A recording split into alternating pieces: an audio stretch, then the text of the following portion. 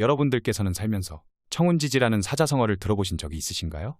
청운지지란 높은 지위에 오르고자 하는 끝없는 욕망을 의미하는 말입니다. 그런데 여기 프리미어리그에도 이같이 엄청난 욕망으로 축구계를 뒤흔드는 국가가 있어 눈길을 끌고 있습니다. 바로 사우디아라비아입니다. 사우디아라비아는 리버풀의 슈퍼스타 모하메드 살라에게 관심이 많습니다. 사우디 구단들은 지난 여름 살라 영입에 실패했지만 여전히 관심을 유지 중이며 다가오는 2024년에 다시 한번 영입에 도전할 전망입니다. 유럽 축구 이적시장 전문가인 파브리지오 로마노 기자는 자신의 유튜브 채널을 통해 사우디에 관심이 여전히 남아있으며 2024년 사우디는 살라 영입을 다시 시도하고자 한다고 전했습니다. 지난 여름 사우디 구단들은 막대한 자본을 바탕으로 유럽의 스타들에게 구애를 보냈습니다. 카림 벤제마와 은골로 캉테, 그리고 네이마르 등 세계 정상급 선수들이 거대한 금액에 합의하면서 중동으로 떠났습니다. 수많은 선수가 사우디 리그로 몸을 옮긴 가운데 더 다양한 선수들이 유럽 무대를 떠날 수 있었습니다. 그 중에 한 명이 살라인데 그는 사우디의 제안을 거부했습니다. 하지만 사우디 구단들은 포기하지 않고 다시 큰돈을 들고 유럽을 조준할 것으로 보입니다. 가장 우선순위는 살라입니다. 살라는 지난 여름 리버풀의 완고한 태도로 아리티하드 이적이 무산된 바 있습니다. 당시 리버풀은 이적 시장이 닫혀 살라의 대체자를 찾을 수 없었고 이에 살라의 이적을 반대했습니다. 현지 매체에 따르면 당시 아리티하드는 살라에게 주급 150만 파운드, 한국 돈 24억 원을 제안했고 리버풀에는 1억 5천만 파운드, 한국 돈 2,468억 원의 이적료를 약속했습니다. 리버풀은 여전히 팀의 에이스인 살라를 지키기 위해 모든 수를 총동원했습니다. 결국 살라는 리버풀에 남아 이번 시즌에도 프리미어리그에서 활약 중입니다. 로마노 기자는 리버풀이 지금 협상도 생각하지 않기에 어떤 종류의 방해도 원치 않으며 구체적인 건 리버풀에 초점을 맞춰야 한다고 전했습니다. 또 사우디 구단이 2024년에 영입을 다시 시도하겠지만 리버풀의 입장은 분명하다고 현 상황을 설명했습니다. 2017년 AS 로마에서 리버풀로 이적한 살라는 현재까지 리버풀에서 모든 대회 315경기에 나서 192골 83도움을 올렸습니다. 그는 파괴적인 속도와 탁월한 왼발 결정력을 갖춘 월드클래스 윙포워드로서 프리미어리그 무대를 호령하고 있습니다. 하지만 많은 월드클래스 선수들이 오일머니의 유혹을 참지 못하고 떠난 만큼 살라도 떠날 수 있다는 전망이 커지고 있습니다. 상황이 이렇게 되자 불안해진 리버풀도 움직이기 시작했습니다. 영국의 더선은 리버풀이 첼시와 아스널의 타깃인 빅터 오시맨을 예의주시하고 있다고 보도했습니다. 오시맨은 지난 시즌 세계적인 스트라이커로 성장했습니다. 김민재와 함께 나폴리를 33년 만에 이탈리아 세리에A 우승으로 이끌었고 26골을 터뜨리며 득점왕에 올랐습니다. 나이지리아 출신의 오시맨은 여름 이적 시장 뜨거운 감자였습니다. 이적료가 최소 1억 파운드, 한국 돈 1,650억 원이라는 평가를 받았습니다. 하지만 그는 나폴리에 잔류했고 현재는 먹구름이 가득합니다. 세리에A 8경기에서 6골을 터뜨리며 이름값은 하고 있지만 신임 사령탑인 루디 가르시아 감독과의 충돌로 힘겨운 나날을 보내고 있습니다. 1월 겨울 이적설이 강력하게 제기되는 것도 이런 이유입니다. 나폴리는 현재 승점 14점, 4승 2무 2패로 5위에 머물러 있습니다. 나이지리아는 A매치 기간 포르투갈에서 모잠비크와 평가전을 치렀는데 위르겐 클롭 리버풀 감독은 오시맨을 점검하기 위해 스카우트를 파견한 것으로 드러났습니다. 하지만 오시맨은 사우디전에서 햄스트링을 다쳐 후반 14분 교체됐습니다. 다만 이미 검증된 공격수라 기량에는 의심이 없습니다. 사우디가 천문학적 자금으로 살라를 유혹하는 가운데 클롭 감독은 살라의 대체자로 오시맨을 주목하고 있습니다. 하지만 이미 영입에 열을 올리고 있는 첼시와 아스널이 있어 경쟁 상대를 넘어야 합니다. 이렇게 위기에 빠진 오시맨의 거취가 새 국면을 맞은 가운데 리버풀의 파격 행보는 계속되고 있습니다. 리버풀이 모하메드 살라의 대체자를 위해 클럽 레코드를 새롭게 쓰는 자금을 준비할 예정입니다. 사우디의 유혹이 아니더라도 1992년생인 살라는 어느덧 30대 중반을 향해 달려가고 있어 리버풀은 살라의 대체자가 필요합니다. 리버풀은 오시맨의 영입을 원하지만 경쟁이 치열합니다. 그래서 떠오른 자원이 바이에른 미넨의 르로이 사네입니다. 사네는 과거 맨체스터 시티에서 뛰었던 만큼 EPL 적응이 따로 필요 없습니다.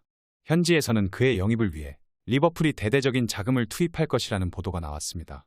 영국 매체 데일리 익스프레스는 사네가 레알 마드리드에 관심을 받고 있지만 클롭 감독 역시 사네 영입을 원하고 있다며 다윈 누네스를 영입할 때 지급한 8천만 파운드의 클럽 레코드를 깰 각오가 돼 있다고 보도했습니다. 그러면서 알 이티하드는 지난 여름에 제시한 1억 5천만 파운드를 뛰어넘는 제안을 할 것으로 보이기에 알 이티하드의 유혹을 살라가 거절하기 쉽지 않다고 전했습니다. 이렇게 리버풀의 원대한 영입 계획이 전해진 가운데 토트넘에서는 히샬리송이 문제입니다. 토트넘 호스퍼는 이번 시즌 좋은 흐름을 이어가고 있지만 모든 부분이 만족스러운 것은 아닙니다. 히샬리송이 대표적인데 그는 여전히 부진의 늪에서 허우적거리고 있습니다. 그는 이적 첫 해였던 2022-2023 시즌 컵 대회 포함 35경기에 나서는 적지 않은 출전 기회를 받았지만 3골 4어시스트라는 초라한 기록만을 남겼고 시즌 도중엔 콘테 감독과 불화설이 제기되는 등 논란의 중심에 서기도 했습니다. 단숨에 먹튀 꼬리표를 받은 히샬리송이지만 이번 시즌엔 반등을 노렸습니다. 포스테코글루 감독은 케인의 대체자로 히샬리송을 낙점했고 개막전부터 그를 꾸준히 센터 포워드로 출전시켰습니다. 하지만 히샬리송은 침묵으로 일관했고 결국 조금씩 입지를 잃었습니다. 동시에 톱으로 변신한 손흥민은 절정의 골 감각을 자랑하며 히샬리송의 자리는 더욱 좁아졌습니다. 물론 기회를 못 받는 것은 아닙니다. 손흥민이 톱으로 변신한 후에도 히샬리송은 왼쪽 윙어로 나서며 꾸준히 경기에 출전하고 있습니다. 그럼에도 활약은 적습니다. 컵 대회 포함 9경기 2골 2어시스트로 그를 향한 기대와 이적료를 생각하면 더욱 분발이 필요합니다. 현재 그를 향한 사람들의 인내심은 한계에 다다르고 있습니다. 히샬리송에게는 많은 시간이 남지 않았습니다. 한편 대표팀에서의 바쁜 일정을 보낸 손흥민 선수는 잠깐의 휴식 시간이 생겼습니다. 이쯤 되면 일정을 짜준 EPL 사무국에 고맙다고 해야 할 판입니다. 토트넘은 다른 팀들보다 3일 정도 늦은 시점에 경기를 치릅니다. 자연스럽게 토트넘의 캡틴 손흥민도 회복할 시간을 번 셈입니다. 현재 손흥민의 몸 상태는 그리 좋은 편이 아닙니다. 영국 코트 오프사이드는 토트넘 팬들이 대표팀 경기 도중 얼굴을 찡그린 손흥민의 모습에 걱정할 것이라며 부상 상태에 주목했습니다. 손흥민은 지난 17일에 열린 베트남과 평가전에 선발 출전했습니다. 엄청난 강행군과 사타구니, 부상 이슈 등을 이유로 컨디션이 100%가 아닌 상황에서 결장할 것이라는 예상도 있었지만 손흥민은 한국 축구 팬들을 위해 출전을 원했습니다. 베트남전에서 골까지 기록하며 팀의 6대0 대승을 거뒀습니다. 하지만 경기 도중 손흥민이 몸이 불편한 듯 얼굴을 찡그리며 아파하는 모습이 잡혔습니다. 토트넘 팬들도 걱정할 수밖에 없는 상황이었습니다. 손흥민의 부상이 깊어진다면 토트넘도 큰 타격을 입기 때문입니다. 그나마 다행스러운 점은 토트넘의 경기가 다른 팀보다 늦게 열린다는 점입니다. 프리미어리그 9라운드는 오는 21일 리버풀과 에버턴 경기를 시작으로 재개합니다. 21일에만 열리는 프리미어리그 경기만 해도 7경기입니다. 이와 달리 토트넘의 경기는 24일로 홈에서 풀럼을 상대합니다. 무려 3일이나 늦게 열립니다. 매체는 손흥민의 부상이 풀럼과 경기를 펼칠 때 포스테코글루 토트넘 감독에 큰 관심사가 될 것이라고 전했습니다.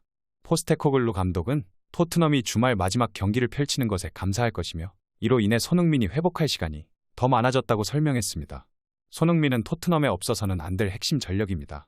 올 시즌 손흥민은 리그 8골에서 6골을 터뜨렸고 괴물 공격수 엘링 홀란드의 뒤를 이어 득점 부문 리그 2위에 랭크됐습니다. 특히 9월 활약이 폭발적이었는데 손흥민은 9월 4경기에서 무려 6골을 몰아쳤습니다. 손흥민은 9월 활약을 인정받아 개인 통산 4번째 이달의 선수상을 차지했습니다. 덕분에 토트넘은 6승 2무, 승점 20점으로 8경기 무패 행진을 달리며 리그 1위에 올랐습니다. 손흥민은 19일 인천국제공항을 통해 출국길에 올랐는데 그는 SNS를 통해 이번 10월 A매치도 팬들 덕분에 행복한 하루하루를 보내다가 다시 런던으로 돌아간다고 전했습니다. 그러면서 이런 영광과 사랑을 받아 너무나 감사하고 다시 소속팀에 돌아가 즐겁고 강한 모습으로 경기장에서 인사드리겠다고 적었습니다.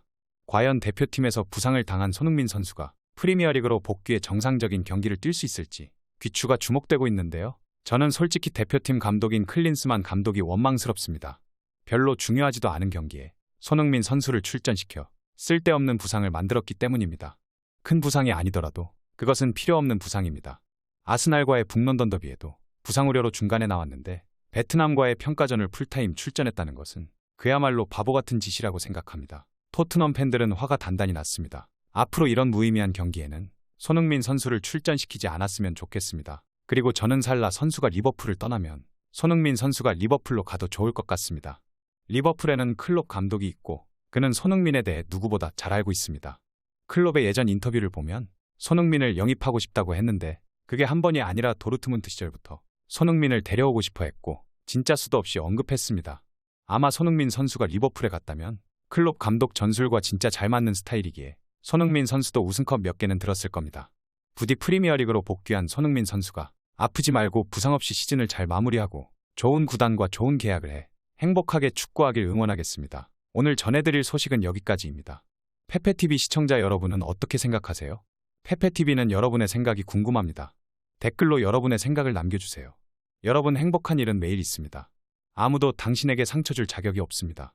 다른 사람들이 아무렇게나 던지는 말에 상처받지 말고 오늘도 세상에서 가장 소중한 당신에게 잘해주기로 약속해요. 가장 큰 성공은 행복한 당신입니다. 그럼 다음 영상에서 봬요. 감사합니다.